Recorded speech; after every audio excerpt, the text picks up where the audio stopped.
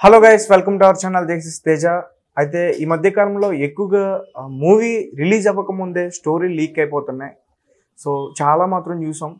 And రీసెంట్గా గుంటూరు కారం కూడా స్టోరీ లీక్ అయిపోయిందంటూ ఒక వార్త అయితే వెలుగులోకి వచ్చింది. సో ఇదే అంశాన్ని మనతో పాటు డిస్కస్ చేయడానికి సీనియర్ జర్నలిస్ట్ భరద్వాజ్ గారు ఉన్నారు. నమస్తే సార్. నమస్తే. సో గుంటూరు కారం, సో మొన్నే దాని గురించి డిస్కస్ చేసుకున్నాం. సినిమా ఎలా ఉంటుంది, ఎలా ఆడబోతుందని. సో సడన్గా ఇప్పుడు ఆ స్టోరీ లీక్ అయిపోయిందని ఒక వార్త వచ్చింది. సో దాని గురించి లీక్ అయిపోయింది అనే వార్త కాదండి, ఇది పొలిటికల్ మూవీ అనే విషయం బయటికి వచ్చింది. అంటే పొలిటికల్ మూవీ అని ఒక అంచనాకు వచ్చారు. సినిమా చూస్తే కానీ ఎవరికి ఏ క్లారిటీలు రావు. అంటే ఒక సినిమాలో ఉన్నటువంటి ఒక పోస్టర్, వైరా వెంకటారెడ్డి అనే ఏదో అలాంటి పేరుతో ప్రకాష్ రాజ్ ఫేస్ పెట్టి ఒక పోస్టర్ ఒకటి బయటకు వచ్చింది.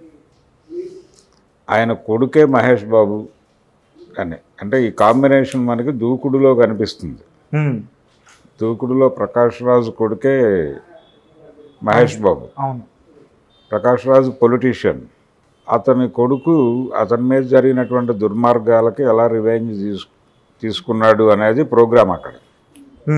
సో ఇక్కడ కూడా పొలిటికల్ డ్రామాయే ఉంటుంది. అతని కొడుకే ఇతనికి రాజకీయాలంటే ఇష్టం లేదు. ఇతని పేరు వెంకటరమణారెడ్డి. ఈ వెంకటరమణారెడ్డికి రాజకీయపు వాసనే గిట్టదు.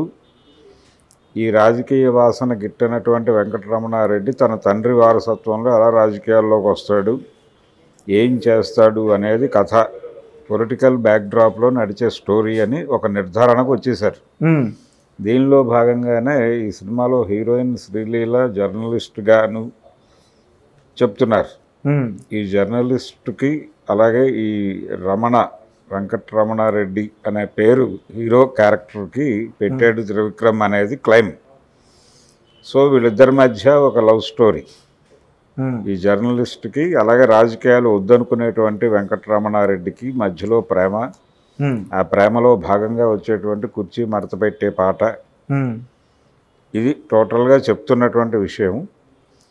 అంటే ఆల్రెడీ భరత్ అని నేను అని ఫుల్ లెంగ్త్ పొలిటికల్ మూవీ ఒకటి చేస్తున్నాడు మహేష్ బాబు ఇంతకుముందు.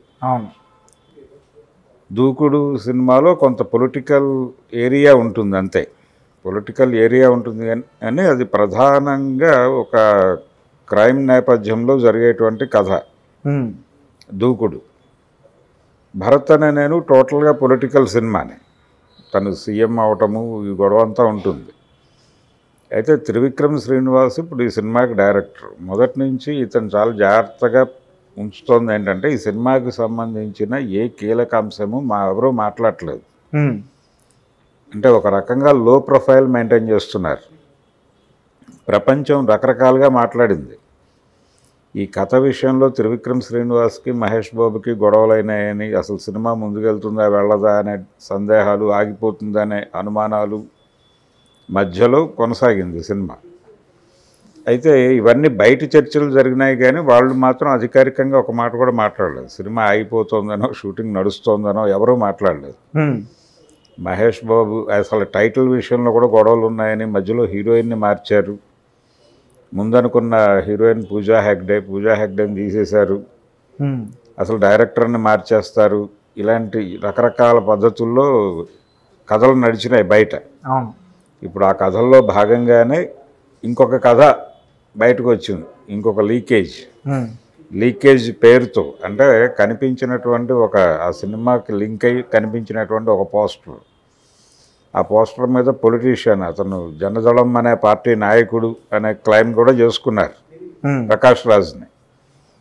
సో జనదళం పార్టీ నాయకుడు ప్రకాష్ రాజు ఇతని కొడుకే మహేష్ బాబు అయి ఉంటాడు. ఇదంతా ఊహ కావచ్చు, నిజం కూడా కావచ్చు. వాంటెడ్గానే లీక్ చేసి ఉండొచ్చు కూడా. అంటే ఒక చిన్న చర్చ నడుస్తూ ఉంటుంది ఈ ఏరియాలో అనే ఉద్దేశంతో లీక్ చేసి ఉంటారు. ఎందుకు మొదటి నుంచి వీళ్ళు లో ప్రొఫైల్ మెయింటైన్ చేస్తున్నారు? ఈ కాంట్రవర్సీలు ఎక్కువ నడుపుతున్నారు. నెగిటివిటీ ఎక్కువ పంపు జరుగుతోంది ఆ సినిమాకు సంబంధించి. అధికారికంగా పాజిటివ్ విషయాలు ఎవడు మాట్లాడట్లే. అనధికారికంగా బోల్డ్ నెగిటివిటీ నడుస్తోంది ఆ సినిమా మీద. మహేష్ బాబు సినిమా అంటే జనరల్గానే ఒక బజ్ ఉంటుంది. జనాలు, ఆయన అభిమానులు ఆ సినిమాకి వెళ్ళిపోతారు. ఎవరు ఆపినా ఆగరాళ్ళు. మార్నింగ్ షోకి అయితే వెళ్ళిపోతారు. సో సాధారణ ప్రేక్షకుల మనసులో ఏ రకమైన అంచనాలు లేకుండా చేయటానికి ఈ ప్రోగ్రాం అంతా నిర్వహిస్తున్నాడు త్రివిక్రమ్ శ్రీనివాస్ అనే అనుమానం వస్తుంది. ఈ స్టోరీ లీకేజీ వ్యవహారంతో సహా ఎటువంటి అంచనాలు లేకుండా ఒక సాధారణ ప్రేక్షకుడు థియేటర్కి వెళ్ళిన తర్వాత థియేటర్లో కూర్చున్న ప్రేక్షకుడికి కొన్ని సర్ప్రైజులు ఇచ్చి బయటకు వచ్చి ఏదో అనుకుని వచ్చాం కానీ సినిమా బాగానే ఉందండి అనే మాట రప్పించటం అనేది వ్యూహం. అంటే ఒక హైప్ క్రియేట్ చేయకుండా, ఎక్స్పెక్టేషన్స్ లేకుండా ఎటువంటి ఎక్స్పెక్టేషన్ లేకుండా థియేటర్కి ప్రేక్షకుని రప్పించి థియేటర్లో సర్ప్రైజ్ చేసి బయటకు పంపించి బయట మాట్లాడించటం ద్వారా, బయట మాట్లాడటం ఇప్పుడు గతంలో మౌత్ పబ్లిసిటీ అనేవాళ్ళు, ఇప్పుడు క్లిక్ పబ్లిసిటీ. లోపల ఉండగానే ఫోన్ తీసి వాళ్ళు ఏ సామాజిక మాధ్యమాల్లో ఎక్కడ ఏ ప్లాట్ఫామ్ మీద వాళ్ళకి సభ్యత్వం ఉందో, అది ట్విట్టర్ కావచ్చు, ఫేస్బుక్ కావచ్చు, లేకపోతే ఇన్స్టాగ్రామ్ కావచ్చు, ఎక్కడో చోట ఓకే అని చెప్పేసి చూసిన ప్రేక్షకుడు కొట్టేసి అలా ఫార్వర్డ్ కొట్టేస్తే వేల మందికి వెళ్ళిపోతుంది, అది లక్షల మందికి వెళ్ళిపోతుంది. అంతే, సినిమా పాస్ అయిపోతుంది, హిట్ అయిపోతుంది, సూపర్ హిట్ అయిపోతుంది. ఆల్రెడీ ఇమేజ్ ఉన్నటువంటి స్టారు. ఈ పద్ధతిలో సినిమాని చాలా జాగ్రత్తగా మొదటి నుంచి కూడా ఎటువంటి అంచనాలు లేకుండా సినిమా నడవటం, మనకు బజ్ కనిపించట్లేదు అనే అభిప్రాయం కూడా కలిగింది. ఈ సినిమా చూడాలి అనేటువంటి క్యూరియాసిటీతో జనాలు చర్చించుకోవటం అలాంటివేం కనబట్టలేదు. కాబట్టి ఇవన్నిటి నేపథ్యంలో ఈ లీకేజ్ స్టోరీ ఇప్పుడు రావటం, ఇంకొక వారం రోజుల్లో సినిమా రిలీజ్ ఉంది. ఈ వారం రోజుల్లో స్టోరీ లీక్ అనే పేరుతో బయటకు వచ్చిన విషయం ఏంటి, ఇది పొలిటికల్ మూవీ అనే ఒక మాట. మేబీ పాలిటిక్స్ ఉండొచ్చు సినిమాలో. ఈ పొలిటికల్ మూవీ అనటానికి రీజను జనదళం అనే పార్టీ నాయకుడు అని ప్రకాష్ రాజ్ ఫోటో. ప్రకాష్ రాజ్ కొడుకు ఇతను మహేష్ బాబు అని చెప్పి ఒక లింక్ వేసి దీని ఎక్స్టెన్షన్లో హీరోయిన్ని జర్నలిస్ట్ని చేసేస్తే అక్కడికి ఒక పొలిటికల్ సెటప్ వచ్చేస్తుంది. ఇంతకు మించి ఇంకేం రివీల్ అవ్వాలా బయటికి, ఇంకేం లీక్ కాలా. ఇది కూడా వ్యూహాత్మకమైన లీకే కావచ్చు.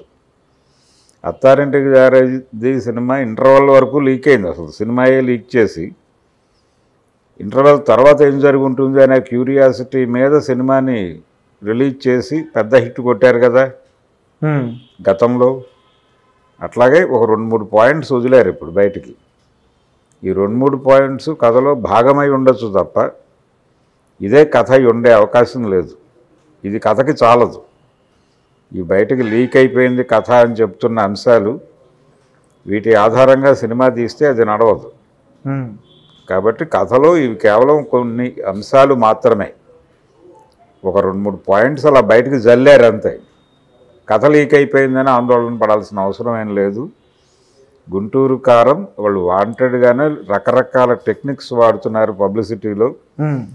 ఈ రకరకాల టెక్నిక్స్లో ఇదొక టెక్నిక్. ఈ టెక్నిక్స్ అన్నీ ఏ మేరకు వర్కౌట్ అవుతాయి, ఏ మేరకు సినిమా అంటే సంక్రాంతి విన్నర్ అదే కావచ్చు. ఎందుకు ఈ లో ప్రొఫైలు ఈ డ్రామా అంతా త్రివిక్రమ్ ఎందుకు నడిపిస్తున్నాడంటే వీళ్ళకి గతంలో కలేజా అనేటువంటి ఒక చేదు అనుభవం ఉంది.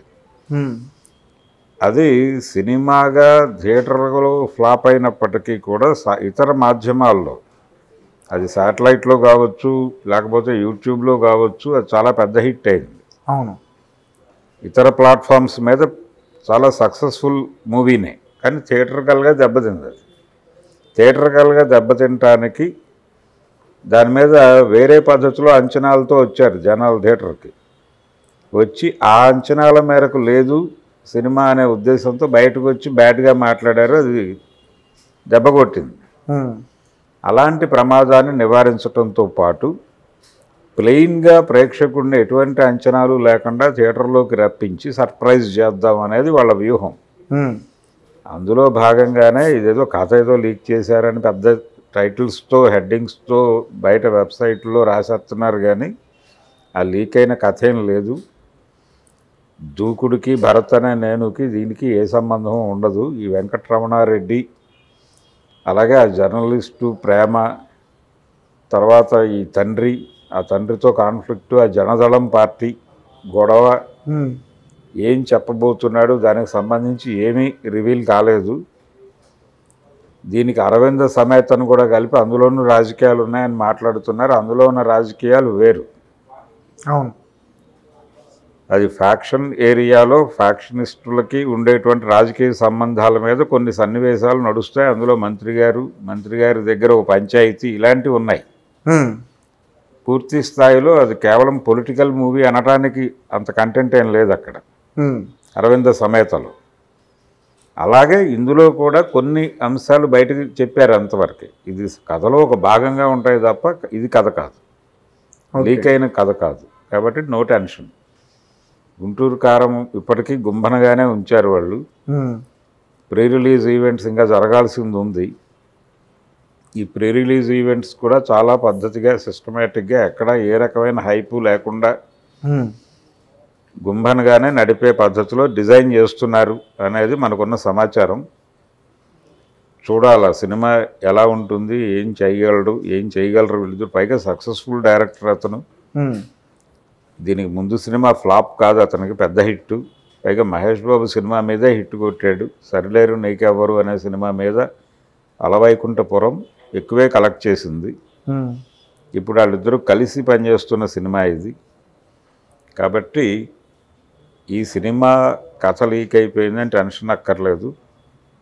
గుంటూరు కారం స్టిల్ ఫ్రిడ్జ్లో జాగ్రత్తగానే ఉంది. చూడాలా ఏ మేరకు ఈ వ్యూహం ఫలిస్తుందో చూడాలా. ఒకవేళ ఫలిస్తే చాలామంది ఇదే మార్గాన్ని అనుసరించే ప్రమాదం అయితే ఉంది. ఓకే. అండ్ పొలిటికల్గా మరి ఏ పార్టీకైనా యూజ్ అయ్యే అవకాశం ఉందా?